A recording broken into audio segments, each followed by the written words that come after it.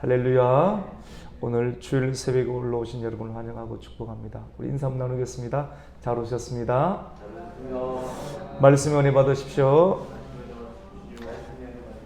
오늘 말씀의 제목은 광풍을 잠잠하게 그리고 광인을 온전하게 하신 예수님에 관해서 우리가 말씀의 은혜를 나누고자 합니다.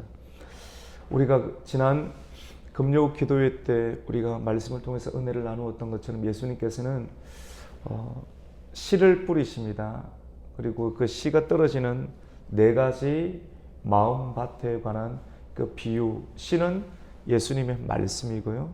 그 말씀이 떨어지게 될 때 네 종류의 밭이 있는데 그 밭 중에서 참 우리가 변화되어야 될 밭은 좋은 밭이 되어야 되는데 그래야지 열매를 맺을 수 있게 됩니다.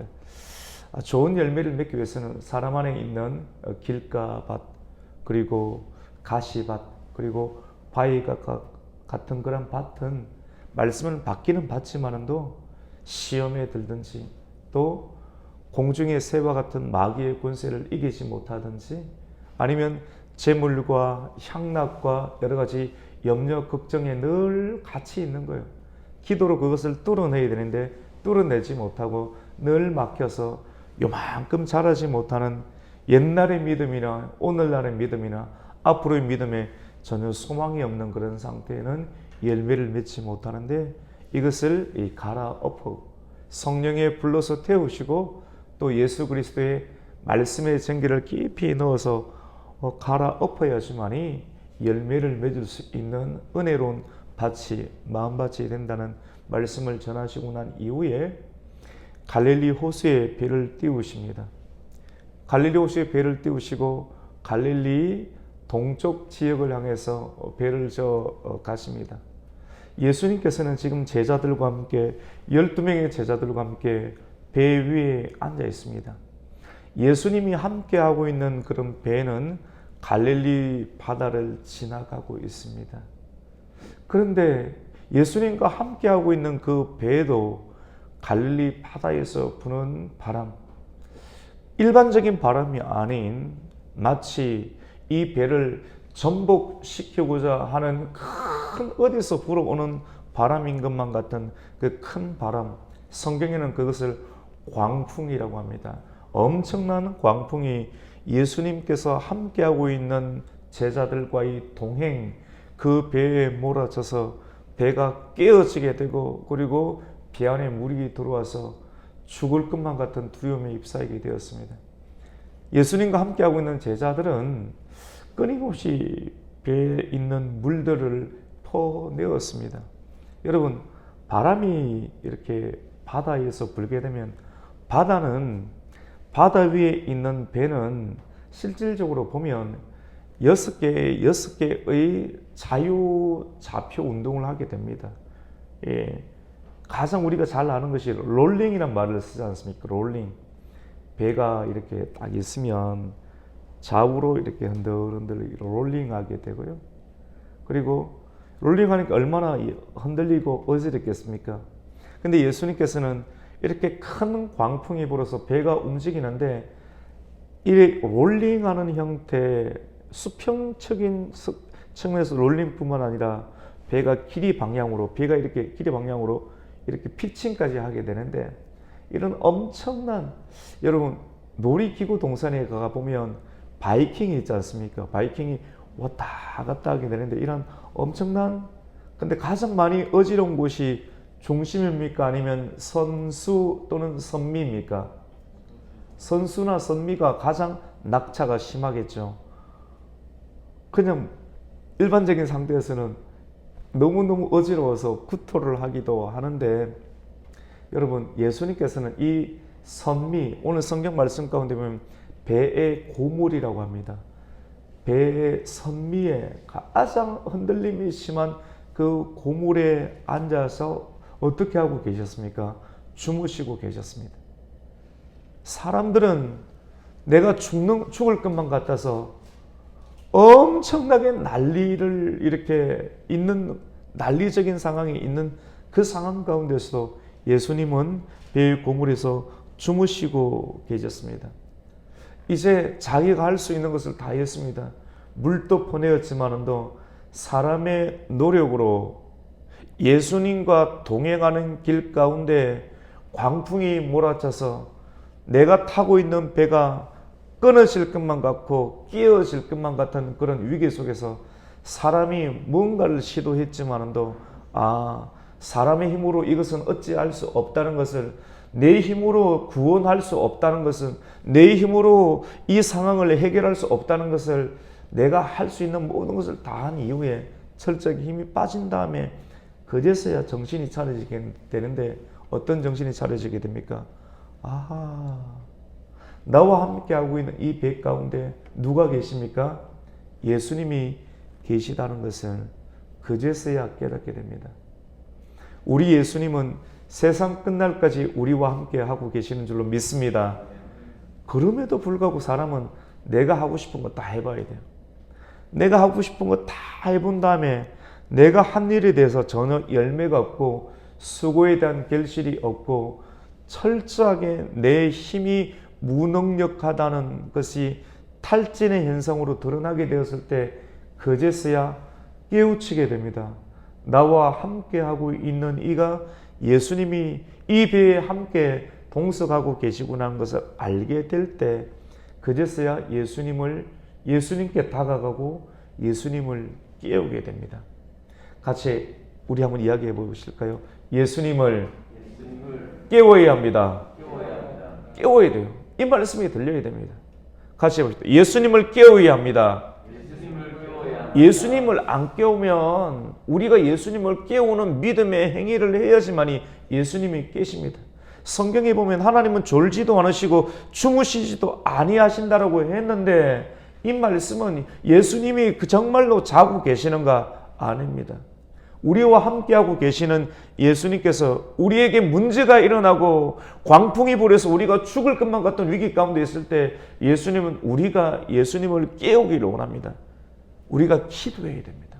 영이 깨어나서 기도해야지만이 내 영이 살 수가 있고 우리의 가정에 살 수가 있고 우리와 함께하고 있는 주변의 모든 상황들이 살게 될 줄로 믿습니다. 그런데 그렇게 하지 않고 자면 안 돼요. 깨어나야 돼요. 늘 영이 깨어 있어야 돼요.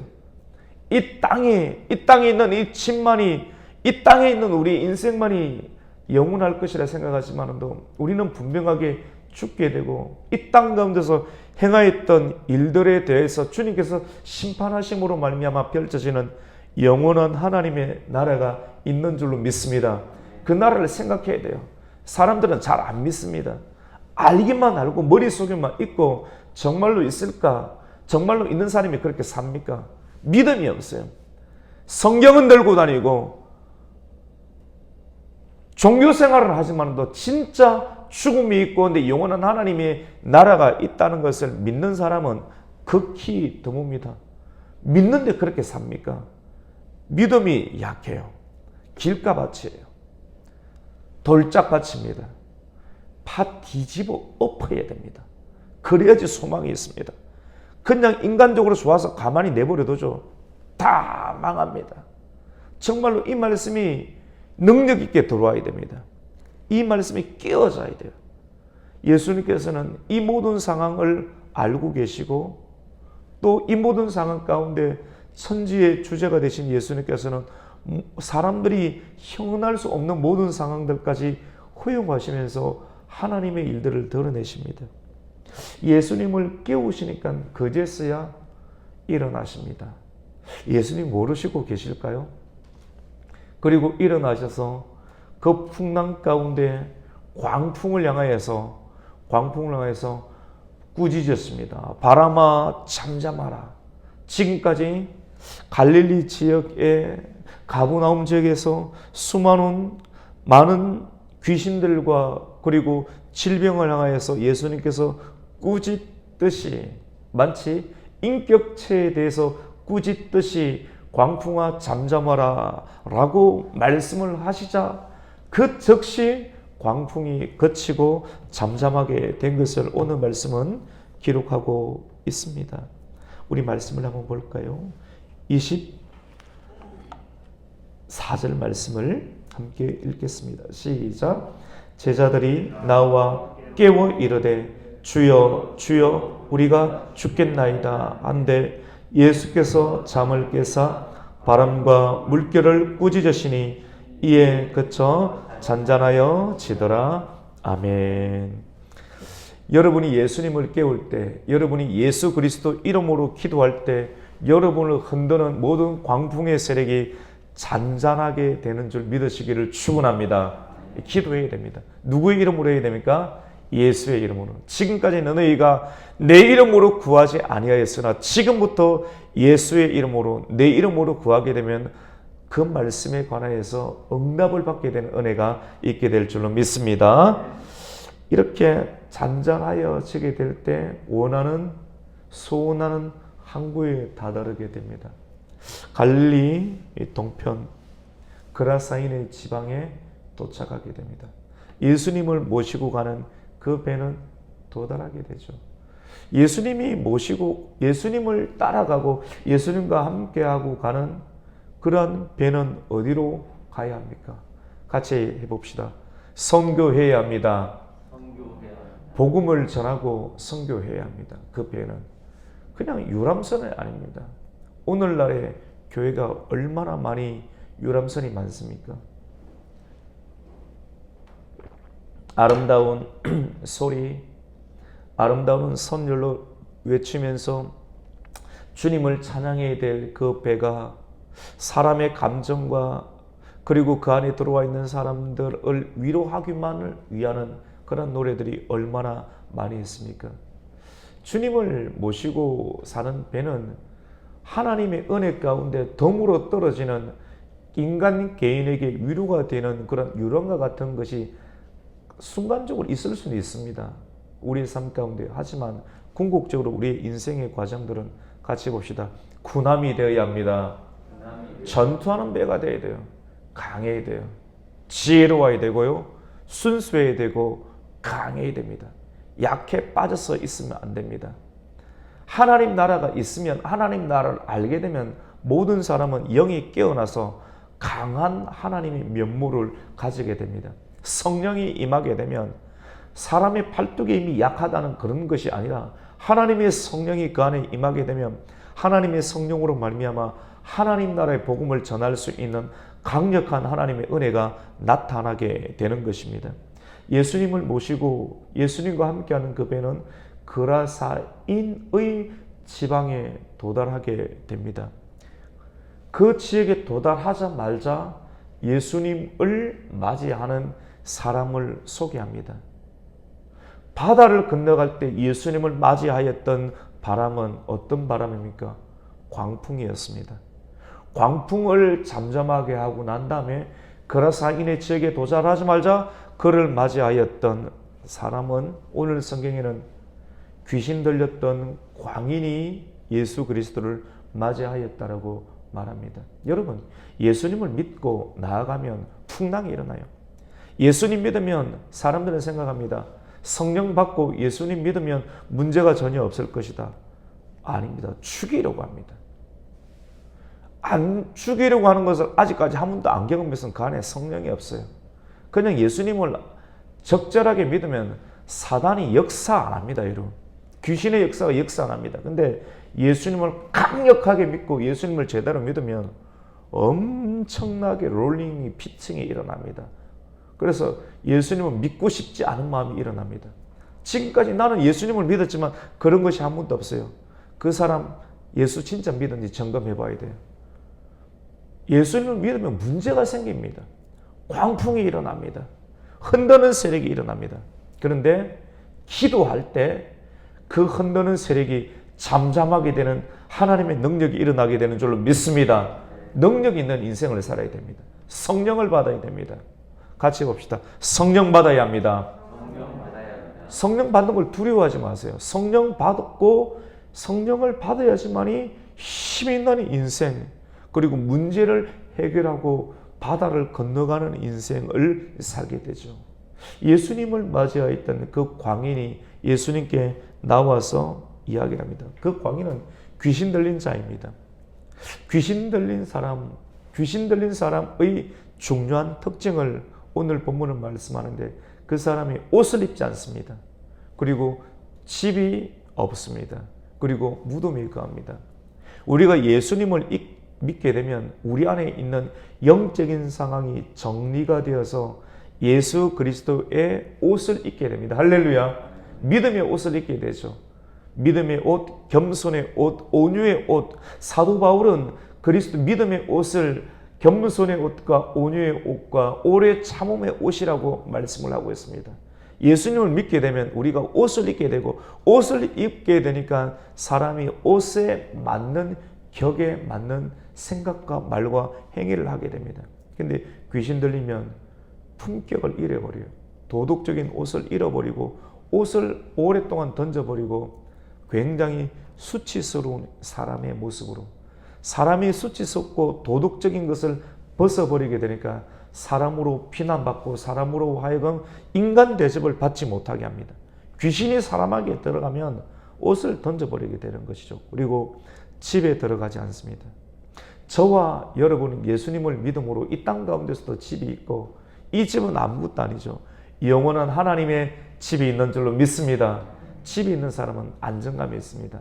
내가 들어갈 것이 있으니까, 정체성이 분명하니까 사람이 선명하고 요동하지 않는 인생을 살게 되죠. 그리고 귀신 들리면 무덤에 들어갑니다. 목구멍이 열린 무덤이라 목에서 나오는 것이 욕이고 비난이고 죄와 저주가 악독이 가득한데 자기 집이 무덤이라고 소개합니다.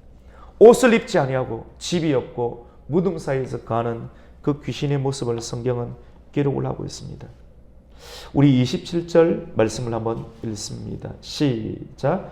예수께서 육지에 내리심에 그 도시 사람으로서 귀신 들린 자 하나가 예수를 만나니 그 사람은 오래 옷을 입지 아니하며 집에 거하지도 아니하고 무덤 사이에 거하는 자라. 예수님을 부릅니다. 예수님을 부르면서 지극히 높으신 예수님, 어떻게 당신이 벌써 오셨습니까? 나와 무슨 상관이 있기에 나에게 왔습니까? 나를 괴롭게 하지 마십시오라고 고백합니다. 그런데 예수님은 그 귀신에게 명합니다. 그 사람에게서 나오라라고 말합니다. 우리 29절을 한번 읽습니다. 시작. 이는 예수께서 이미 더러운 귀신을 명하사 그 사람에게서 나오라 하셨습니다. 귀신이 가끔 그 사람을 붙잡음으로 그를 쇠사슬과 고랑에 메어 지켰으되 그 맨 것을 끊고 귀신에게 몰려 광야로 나갔더라. 광야로 뛰어다니죠. 예수님께서 성령에 이끌려서 광야로 나가서 마귀를 제압했죠. 광야에 귀신이 있죠. 이 광야로 나가서 귀신이 한번 들리면 사람이 엄청난 귀신은 힘이 있습니다. 작은 힘이 있는 귀신이 있고 강력한 귀신의 힘이 있는데, 예수님께서 사역을 펼치시기 전에 마귀로 나가 성령에 이끌려서 광야로 나가 마귀를 제압하셨죠. 유대인의 사역을 말씀하실 때, 오늘 말씀은 유대인 사역이 아닌 갈릴리 호수를 지나서 동쪽 지역에 있는 이방인들이 사는, 예수님은 유대인에게도 복음을 전하시기 전에 마귀의 강력한 권세를 끊으시고, 그리고 이방인에게도 복음을 전하기 전에 이 이방인의 복음 전할 때 그를 만났던 광풍을 꺾으시고, 광풍과 더불어 광인을 꺾이시는데 광인 안에 있는 거대한 귀신의 세력이 있었음을 말하고 있습니다. 예수님이 사람의 모습으로는 인간적으로 들리지 않는데 이미 주님께서는 영으로 그 너야 귀신아 떠나가라라고 말씀을 하셨거든요. 그러니까 이 사람이 이 안에 있는 귀신이 왜 나를 괴롭게 합니까? 라고 말하는 거예요. 언제 이런 말, 예수님 떠나가라는 말을 언제 했을까? 이미 말하셨죠. 광풍에게 이 귀신의 역사가 먼저 이 광풍을 통해서 배를 뒤집으려고 했던 거예요.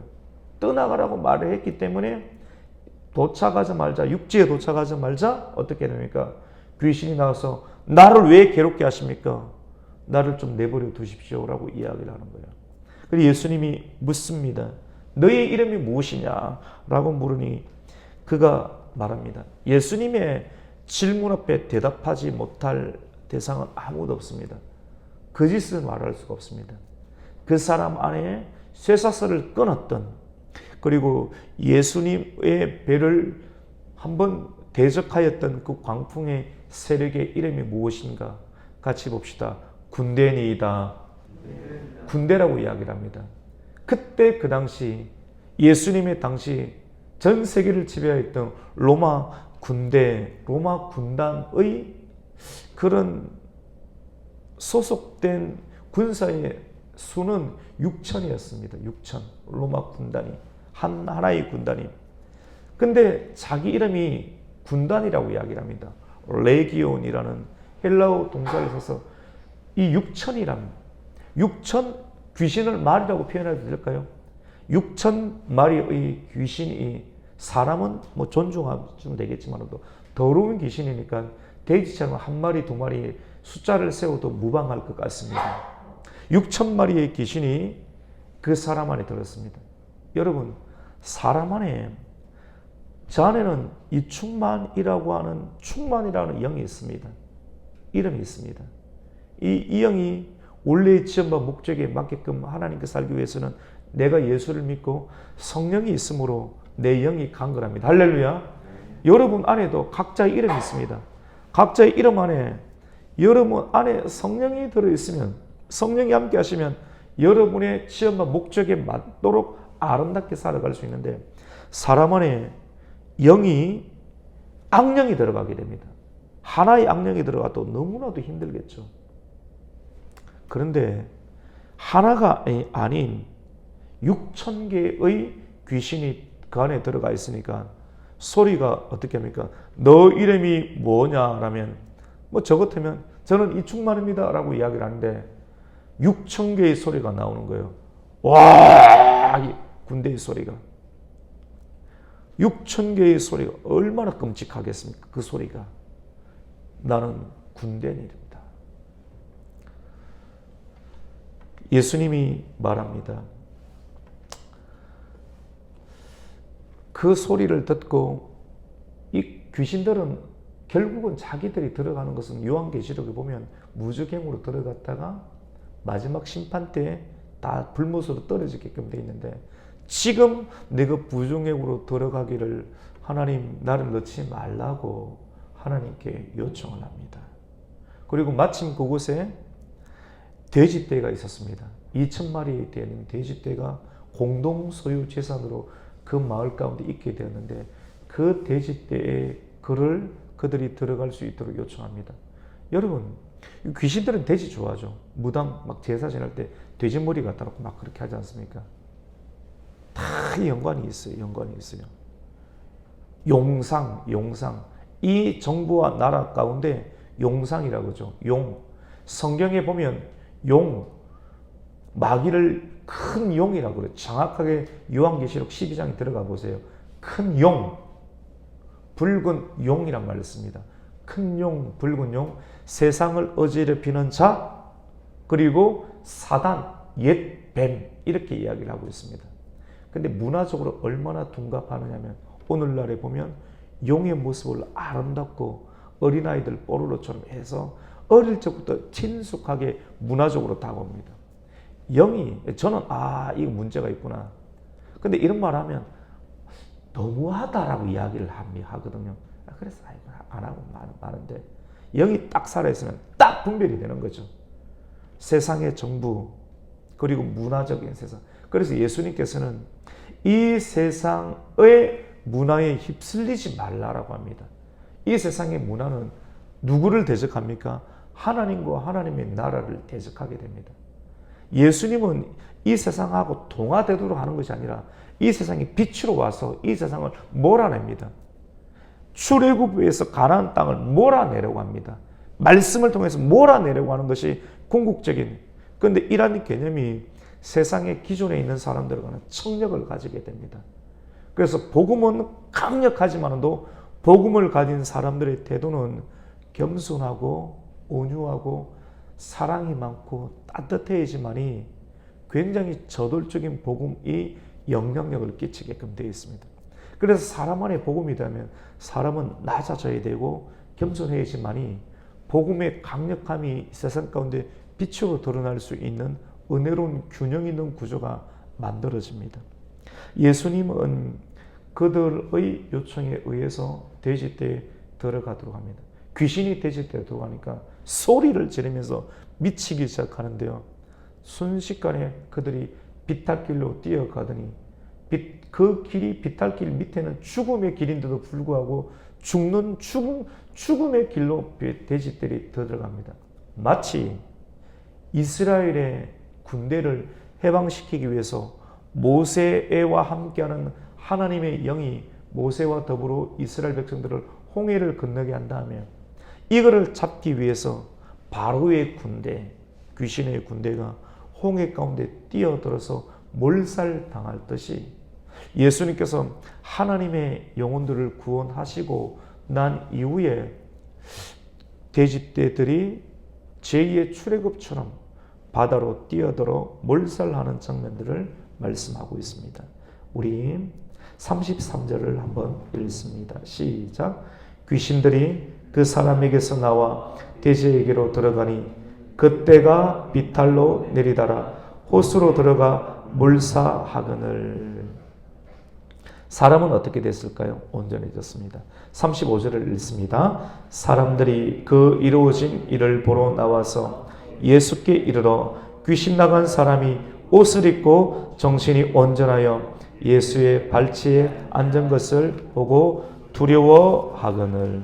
여러분, 귀신이 떠나가면 사람이 옷을 입게 됩니다. 할렐루야. 믿음의 옷, 의의 옷, 예수 그리스도의 옷을 입게 되는 줄로 믿습니다. 우리는 우리 안에 있는 모든 영적인 상황이 정리가 되고 예수 그리스도를 믿음으로 의의 옷을 입게 된 줄로 믿습니다. 옷을 바로 입어야 돼요. 잘 입고 티가 있으면 걷어내고 의의 옷을 바로 입어야 합니다. 오늘 말씀을 통하여서 사람들은 귀신이 떠나가고 한 영혼이 나음을 보면서 정말로 박수를 쳐주기보다 한 영혼이 주님께로 들어와서 온전한 정신을 가진 것을 두고 참으로 이것이 귀한 일이다라고 말하기보다 사람들은 그렇지 않습니다. 그 성경을 통해서 분별력을 가져야 돼요.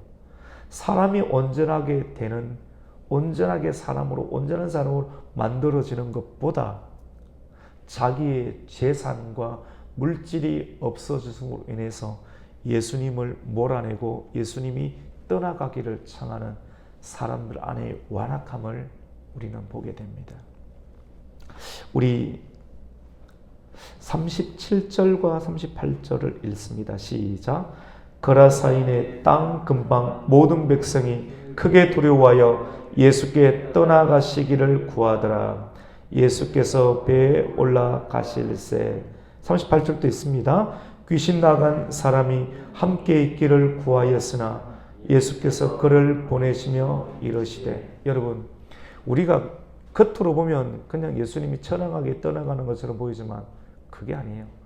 항상 예수님은 승리하셨습니다. 할렐루야. 믿음의 눈으로 보세요. 육의 눈으로 보면 로마 제국이 유럽과 아시아 지역을 점령을 하고 그 땅 가운데 계속해서 점령하고 또 점령할 때 그 지역 가운데 로마의 총독을 세우고 또 다른 지역으로 넘어갑니다. 육의 힘으로 볼 때는. 근데 하나님 나라 측면에서 영의 눈으로 볼 때는 예수님께서는 귀신을 쫓아내시고 강력한 하나님의 은혜를 준 귀신으로부터 해방받은 그 사람이 예수님을 따르기를 원했지만 아니야, 너는 이 지역의 총독이야. 너에게 큰 일을 행하신 하나님의 역사를 이 지역 가운데 전하면서 복음을 전하는 사람으로서 이 지역을 변화시키라고 하면서 은혜의 깃발을 주면서 그 지역에 남게 하십니다.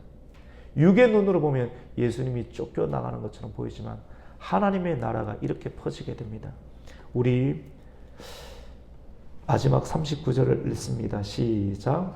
집으로 돌아가 하나님이 내게 어떻게 큰 일을 행하셨는지를 말하라 하시니 그가 가서 예수께서 자기에게 어떻게 큰 일을 행하셨는지를 성내에 전파하니라. 아멘. 여러분 그렇습니다. 예수님은 광풍을 잠잠하게 하셨습니다. 그리고 광인을 어떻게 하셨습니까? 온전하게 하셨습니다. 저와 여러분의 인생 가운데 광풍이 있을 수 있습니다. 그리고 우리를 미치게 하는 영적인 상황이 나타날 수도 있습니다. 그때 예수님을 깨우십시오. 예수님을 깨우고 기도하면 예수님께서 나서셔서 광풍을 물리치고 우리를 힘들게 하고 미치게 하는 모든 영적인 상황을 정리하고 깨끗하게 하실 것입니다. 이 은혜로 오늘도 승리하시고 설날도 승리할 수 있는 저와 여러분 되시기를 축원합니다. 아멘. 하나님 감사를 드립니다. 오늘 주일 새벽도 우리를 깨워주시고 광풍을 잠잠하게 하신 예수님, 귀신 들렸던 자를 치유해 주시고 광인을 온전한 사람으로 고쳐주신 예수님, 그라사인의 지역을 선교지로 여기시고 복음을 전하러 가신 광풍과 싸우시는 예수님, 우리가 예수님을 온전하게 믿고 이전에는 옷을 벗고 집이 없고 무덤에 뛰어다녔 자와 같았지만 예수님을 믿음으로 말미암아 우리는 의의 옷을 입게 되었으며 영원한 천국의 집을 소유한 하나님의 사람으로서 이 땅 가운데 예수님과 함께 거하며 복음을 전하는 사람으로 세워주셨음을 고백합니다. 하나님, 고백의 신앙으로, 임마누엘의 신앙으로, 부활의 신앙으로 오늘도 성령의 충만함으로 승리하는 복된 주일이 되게 하여 주시옵소서. 예수님의 이름으로 기도드립니다. 아멘. 하늘의